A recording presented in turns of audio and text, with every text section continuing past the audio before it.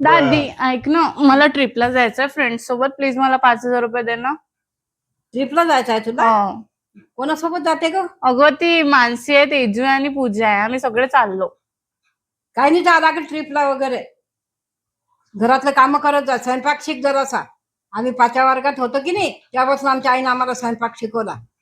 रोज भाकरी करायला लावायची. स्वयंपाक कर जा हो.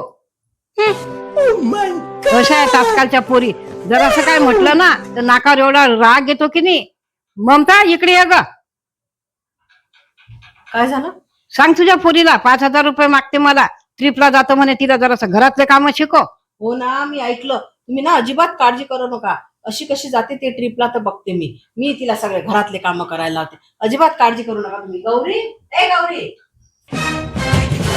आजकालच्या पोरी त्यांचा आपण लाड करणार, तितका त्या डोक्यावर बसतात. काम नाही दिसत त्यांना. हे 5,000 रुपये घे, होईल ना तुझं 5,000 रुपये? हो होते. काम नाही पाहिजे, मोठ्यांचा मान नाही ठेवत, काही नाही. एक काम कर, ही बॅग ने आणि हे ड्रेस घेऊन जा. ठीक आहे? आणि मला रोज तिथून कॉल करायचा. हो ठीक आहे? करेल.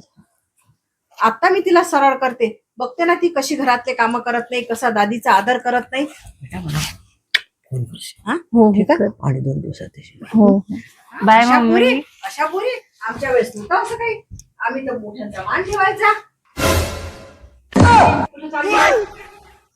चालली कुठं तू? सांगता घरी. सासूबाई जाऊ द्या तिला, बिलकुल राहू द्या तिला 2 दिवस बाहेर. आपोआप तर तिला तिखट मिठाचा भाव समजते, मोठ्यांचा आदर करणं समजते. बिलकुल 2 दिवस घरी यायचं नाही. जाऊ द्या तिला.